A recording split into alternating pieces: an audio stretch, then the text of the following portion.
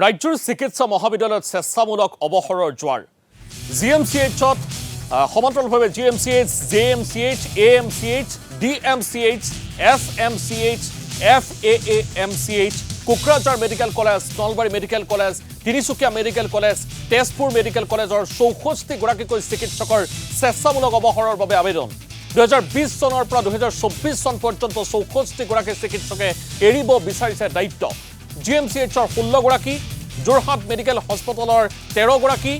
এএমচিএইচৰ 11 গৰাকী এছএমচিএইচৰ 4 গৰাকী টিএমচিএইচৰ 3 গৰাকী এফএএএমচিএইচৰ কেইবাগৰাকীও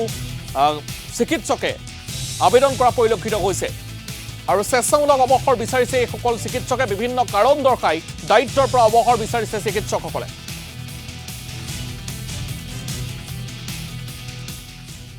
চিকিৎসকৰ ৰেজিগনেশ্যন বা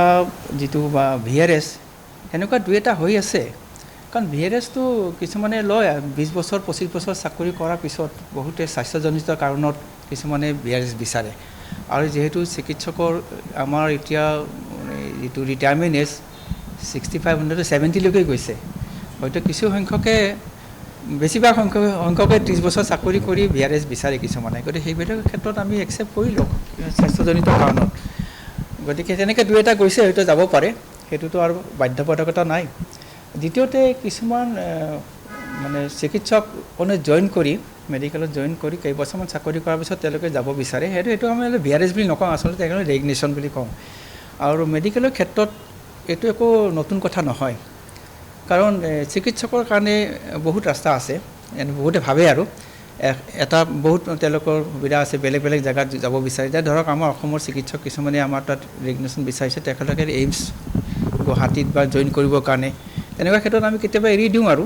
তো সেইবিলাকক ঠিক তেনেকুৱা নহয় যে তেওঁলোকে ইয়াৰ পৰা গুচি গৈ বেলেগত গৈছে নহয় গতিকে তেনেকৈ এইমছৰ যাব লগাৰ কাৰণে আমি কেইজনমান চিকিৎসকক আমি দিব লগা হৈছে ভিআৰএছ হিচাপে নহয় ৰেজিগনেশ্যন একচেপ্ট কৰিব লগা হৈছে সেইটো একো কথা নহয় যে কাৰণ তেখেতে অসমতে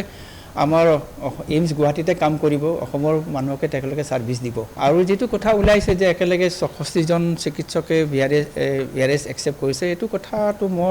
মোৰ কাণত পোৱা নাই আৰু সেইটো কথা মই মিছা বুলি ক'ব বিচাৰিছোঁ আটাইকেইখন মেডিকেল কলেজ যিখন আমাৰ 13খন বুলি ক'ব লাগিব তিনিচুকীয়াখন ধৰি আটাইকেইখনতে যিখিনি মিনিমাম ষ্টেণ্ডাৰ্ড ৰিকুৱাৰমেণ্ট আমাৰ এতিয়াও ফুলফিল হৈ আছে এই মুহূৰ্তত আমাৰ ক'তো তেনেকুৱা কোনো গ্ৰছ ডেফিচিয়েঞ্চি নাই এক্সেপ্ট ইন ফিউ ছাবজেক্ট মই আগতে কৈছোঁ এক্সেপ্ট ইন ফিউ ডিচিপ্লিনছ য'ত মানে টিচাৰ্ছ পাবলৈ অসমতো বাদ দিয়ক ভাৰতবৰ্ষৰ বহুত উন্নত ৰাজ্য লাইক মহাৰাষ্ট্ৰ মধ্যপ্ৰদেশ উত্তৰ প্ৰদেশ বা তেনেকুৱা ধৰণৰ ৰাজ্যতো তেওঁলোকৰো ডেফিচিয়েঞ্চি আছে তাৰ বাহিৰে আমাৰ কোনো